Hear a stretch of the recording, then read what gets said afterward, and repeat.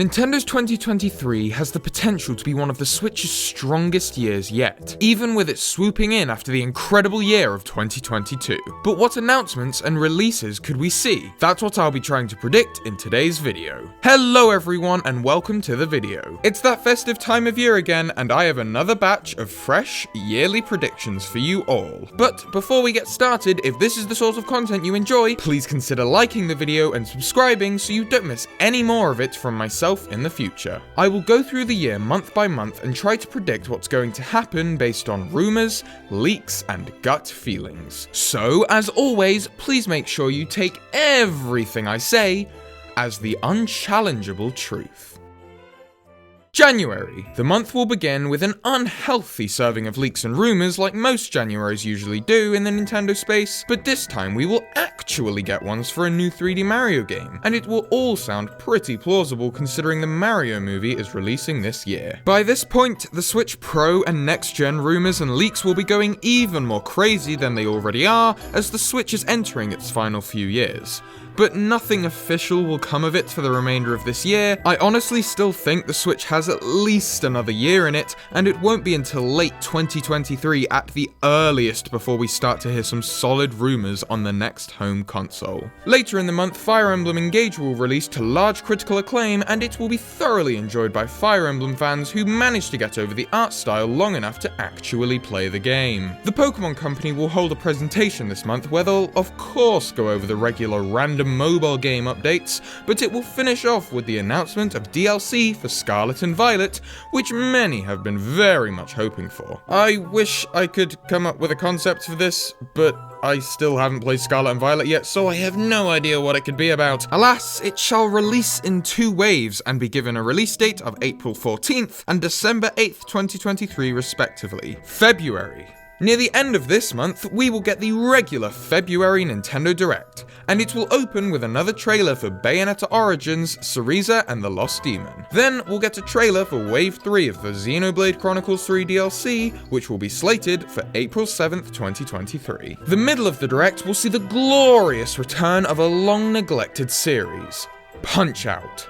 It will be getting a brand new game, developed primarily by the team at Next Level Games. Punch-Out Legacy will be given a release date of July 7th, 2023. Then we'll get to see the next batch of Mario Kart tracks in a trailer for Wave 4 of the Mario Kart 8 Deluxe Booster Course Pass, which will boast courses such as Bowser's Castle 2 and Airship Fortress. This DLC wave will be slated for March 9th of 2023. After that, Aonuma will appear on the screen out of nowhere.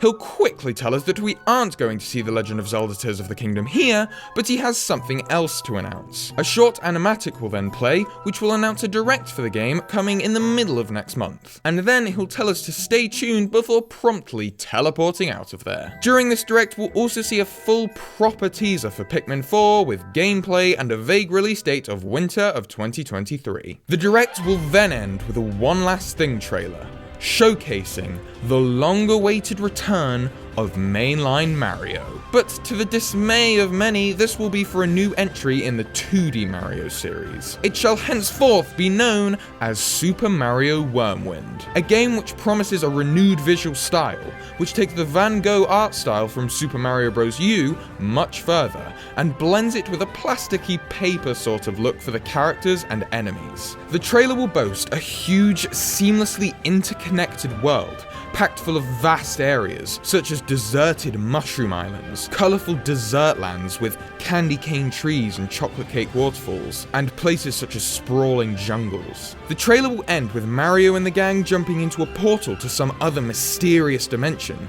before the trailer fades to black. This reveal trailer will also even hint towards the game having some sort of narrative. The revival of 2D Mario will finally be upon us, and there will be humongous bouts of rejoicing, albeit a lot of disappointment that we aren't getting a new 3D Mario. The Kirby's Return to Dreamland remake and Octopath Traveler 2 will also release at the end of this month, and the fans of each series will be genuinely chuffed. March. The Tears of the Kingdom Direct will give us the game's stunning first full trailer. This trailer will open with Link falling all the way from a sky island towards the surface and then into a large chasm, before the camera pans out to show Link falling into a giant underground cavern, giving us our first true idea of the colossal scope of this game. The sky, the land, and the underground, all seamlessly connected for us to explore at our own leisure. We will get a taste for more of Link's new runes, and plenty of new stunning environments, such as underground crystal caverns, caverns teeming with plant life, and caverns brimming with dilapidated flooded ruins, as well as, finally, the return of traditional dungeons alongside mini ones. We'll then hear some voice lines which begin explaining parts of the history of the Demon King Ganondorf, before we transition into an extended version of the cave scene from the first trailer, where we see Ganondorf and Link briefly going hand to hand in combat. The trailer will then spin on its head and show us Zelda waking up, washed up at the edge of a large reservoir at the bottom of a very deep hole. She'll be alone, only with the faintly glowing Sheikah Slate, and the trailer will fizzle into black.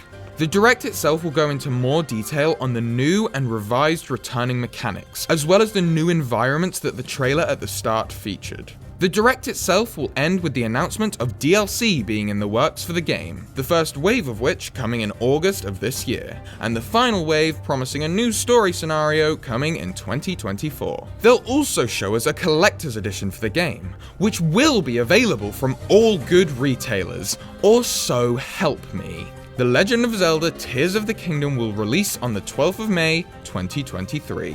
Bayonetta Origins will also release this month, and despite people being upset about it being quite short, many will be happy with what's there and look forward to more entries in this new spin-off series. April. The Scarlet and Violet DLC will release this month, as well as Wave 3 of the Xenoblade 3 DLC with the new hero. And similar to Ino's quests from the second wave being a love letter to Xenoblade Chronicles 2, this hero's quests will be the same, but for Xenoblade Chronicles 1. The quests in this wave will also give us a few more lore tidbits about the world of Ionios which the base game didn't, giving us a little more to speculate about for the upcoming Wave 4 of the DLC. The new challenge battles will be much more enjoyable than the first batch, but the mode will, unfortunately, still be underwhelming when compared to the Xenoblade 2 challenge mode. The Mario movie will have its glorious release this month, and despite a questionable performance by Chris Pratt, the movie will be loved by the fans due to it being full of Easter eggs and it having a decent enough story. Jack Black's Bowser will inevitably steal the show and lead to the creation of many a new meme formats. And the movie will have one more thing to offer that nobody expected. It will end with an after credits scene, which will send a tsunami of raw hype through the Nintendo fans in the audience. It will at first appear to be a little throwaway comedy scene, but will quickly show itself to be much more. It will show a group of Goombas pushing one another around near a warp pipe, which will suddenly begin giving off a strange multicolour aura before sucking all of the Goombas in. The scene will then cut to one of them being spat out alone into a world which looks very different to that of the movies. A dense forest of trees rather than one of mushrooms. The Goomba will continue to look around confused, looking for the warp pipe which has promptly disappeared into the ground, before suddenly the camera will pan up to face Link, whose face is dirtied. He will wipe his brow and catch his breath before looking up, clearly sensing the danger approaching. He will then whip around and bolt as he's swiftly pursued by multiple giant floating gloved hands before the camera cuts sharply to black. May. This month, of course, marks the release of The Legend of Zelda Tears of the Kingdom, and it will somehow manage to exceed everyone's wildest expectations that they had for the game. It will be one of the most technically impressive and beautiful Switch games, surpassing the original in every way conceivable. June. This month, E3 will finally return, and it will return with bundles of DLC in hand. Nintendo's Direct will of course be one of the last to happen, and first we will be treated to a trailer for Super Mario Whirlwind, which will show us some more new locations and will fully reveal to us the game's crazy gimmick of being able to jump between different dimensions which house locations from the 3D games, now explorable in the 2D series, such as different galaxies, Isle Delfino, and different kingdoms such as the Luncheon Kingdom. We'll also be able to jump between the background and the foreground, giving us 3 dimensions within the confines of a 2D game, which sets it up to be the most interesting 2D Mario ever. It will be slated for November 10th of 2023. We'll then see a few more headlines before they give us some more details on the first wave of the Tears of the Kingdom DLC, giving us more of a clue as to what it will be about. And there will finally be a full trailer for Pikmin 4, which gives us an idea of the world the game takes place in and what the campaign has to offer, as well as a good handful of the game's new gimmicks and the new Pikmin types. The Direct will then cut to Koizumi, who will ask us what we think of the presentation so far, before letting us know there's even more DLC on the way for plenty more of the Nintendo Switch's games, and then he'll tell us to take a look at this. The following concept will contain no direct spoilers for the story of Xenoblade 3, but there may be spoilers for the game's ending, which can be derived from it. So if you care about spoilers for the game and haven't finished it yet, please skip to the timestamp on screen. The trailer will open on the sound of metal on metal. We see a pair of hands sharpening a metal sword. On a decisive sharpen, it begins shaking violently, and the figure sharpening it is flung across the room. The figure, our hero from Xenoblade 1, Shulk, sits up and wipes his forehead with a smile. The camera then cuts to Rex from Xenoblade 2 training a small girl with cat ears in combat. She clutches 2 twin rings in her hands as 2 other children watch on excitedly. The trailer cuts back to a large public presentation of the same sword we saw from earlier. Shulk reveals it as the new high-end replica Monado he's been perfecting for the last couple of years. And we finally get a good look at the sword.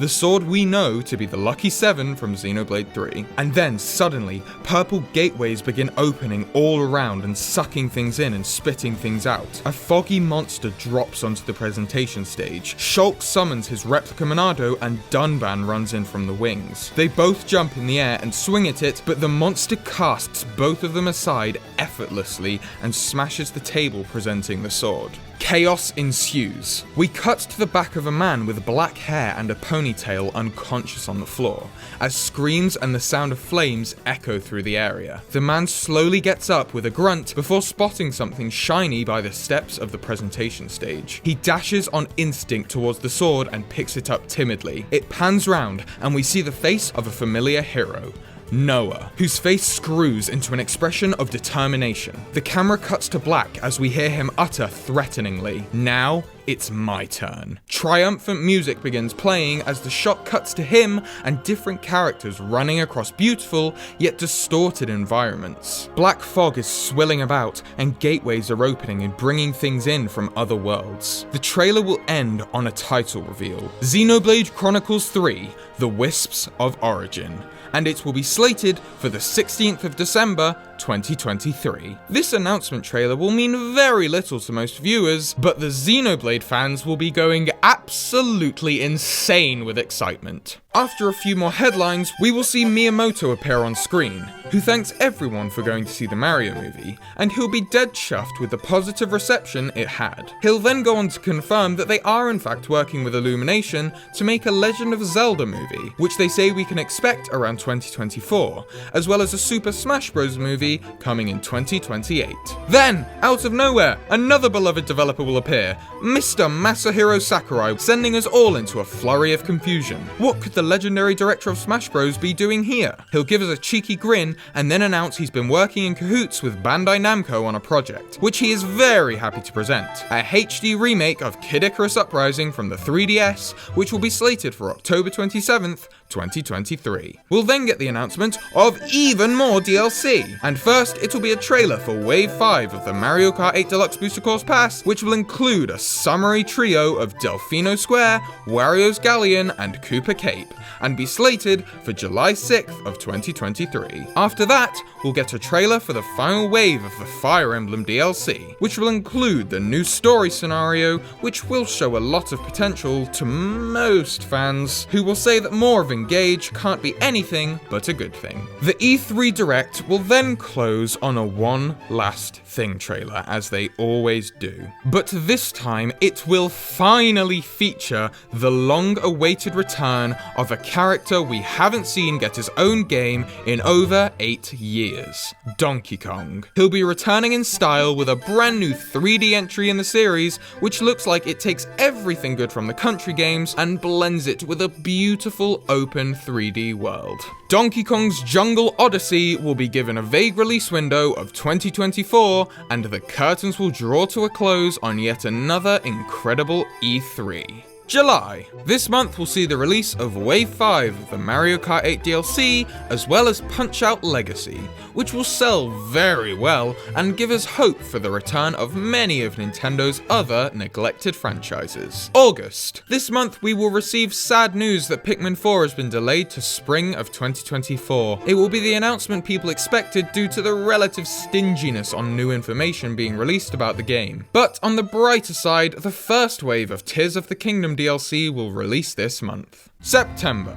Of course, we'll see the return of the regular September Direct, which will open with yet another dramatic trailer for Super Mario Wyrmwind, granting us our first peek into the game's vast new array of power-ups, mechanics, and beautifully crafted areas, including the Mushroom Kingdom from the Super Mario movie. After the trailer, Miyamoto will appear on screen, who will let us know that finally, a full game-specific Direct for the game is scheduled for next month. Near the midpoint of the Direct, we'll get the ridiculously late and coincidentally pretty mid announcement that GameCube games are coming to NSO later in the month. Near the end of the Direct, we'll be also treated further to more trailers for DLC in this admittedly very DLC-saturated year. First will be the highly anticipated teaser for Wave 6 of the Mario Kart 8 DLC, which will give us a sneak peek at 2 Rainbow Road tracks, but we won't be able to tell which ones, which will get us speculating nicely as to which 2 Rainbow Roads will be included, and which 2 will sadly be left behind from the DLC. The final wave of the Mario Kart 8 Deluxe Booster Course Pass will be slated for winter of 2023. The next DLC announcement will be for Splatoon 3, which will, at long last, be receiving the Pearl and Marina DLC. The trailer will give us a hint of another new campaign mode, which will tease even more creative level design than that of Octo Expansion and Alterna, and it will promise a long-awaited blurring of the lines between the hub world and the levels. The Direct will end with the final one last thing that the year has to offer, and it will be a very good one. We'll finally see, after over 6 years of waiting, a trailer for the hugely over-predicted and highly anticipated Metroid Prime 4, which will end the Direct on 4 numbers floating above the vast emptiness of space. These numbers will spell out something which many have been dying to finally see: a release window of 2024. October. This month will be another packed one, featuring none other than, of course, the Super Mario Wyrmwind Direct, as well as the release of the final wave of Fire Emblem DLC, and the Kid Icarus Uprising remake, creating another wave of Kid Icarus fans who want to see more from this franchise. November. This month, Super Mario Wyrmwind will finally release after months of us dying to have it in our hands. It will mark the grand return and reinvention of 2D Mario, leaving us all excited to see where 2D Mario will go in the future, which is something nobody has really been able to do in a very long time. This month, we'll also see the Game Award nominees. which will include Tears of the Kingdom and surprisingly Super Mario Wyrmwind in the Game of the Year category. A few days later, randomly out of nowhere, we'll finally get a full trailer for the final wave of the Mario Kart 8 Deluxe Booster Course Pass, which will be the cherry on top of the whole DLC, with the Blue Shell Cup, a cup which will contain all 4 of the remaining Rainbow Road courses: GBA, DS, GameCube, and last but certainly not least, Wii.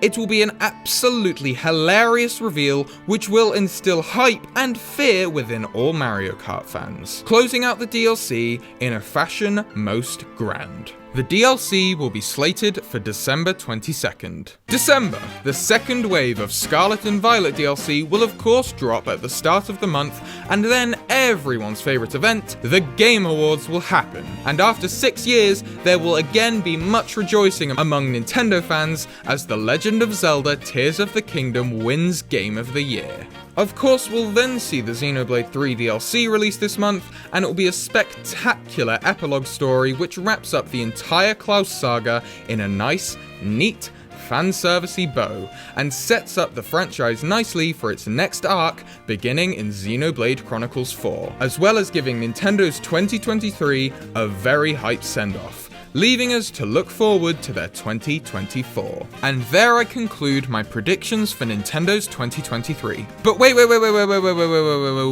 we aren't done yet, as we need to first look again to my predictions for 2022 and see what I got right and what I got wrong. I'll only cover the major stuff as this video is already catastrophically long for my liking. Firstly, I said that Legends Arceus would release and it would be disappointing, which it definitely wasn't, and I was very happy to be wrong about. In February, I said most notably that they'd announce Persona 4 for Switch, which they did eventually do, it's just it was at June time and it was also along with Persona 3 and 5, which is way better than what I predicted. I then said we'd get the announcement of a Metroid Prime remaster, which I was obviously wrong, and I just assumed that's not happening anymore. I give up. I'm not predicting that again. But I did say that in the February Direct they'd announce Xenoblade 3, which they did. I did say that it would be coming in 2023, which thank God it isn't. It's out now, and I love it to pieces. Yep, it's my game of the year. I then predicted that we'd get a new Mario Strikers, except I said it'd be announced at E3 rather than February. However, that was wrong. It was announced in February. I also tried my hand at guessing the name of the Breath of the Wild sequel. I guessed it would be called The Legend of Zelda: A Link Between Ages, which thank goodness they didn't call it that because that name is dreadful. I then said that I thought we'd see Metroid Prime 4 at E3, which, yeah, no. I also went out on a whim and said we'd see ARMS 2 announced this year at the September Direct, which we didn't get, but I do still think it would be cool to see ARMS get a second chance. I also said we'd see Mario Odyssey 2 announced in September, which, to the dismay of many, including myself, did not happen. Final thing that I predicted was that Elden Ring would win Game of the Year, which, while it was an easy prediction, it feels nice to end the video on a bit of a win because I got that right. And with that, I conclude my predictions video for Nintendo's 2023. If you made it this far in the video, you clearly appear to have enjoyed it, so if you haven't already, please consider subscribing and following me on Twitter so you don't miss any more of my content in the future. I can't believe it's already been a whole year since I made the 2022 predictions video. This past year has been such a wild ride, and so I just want to say a huge thank you to everyone who watched my content this year. I'm truly grateful that people have just taken the time to watch my stuff. So yeah, thank you. And with that, thank you very much for watching, stay safe out there, and I will see you all next year with plenty more on gaming and Nintendo. Have a very happy new year.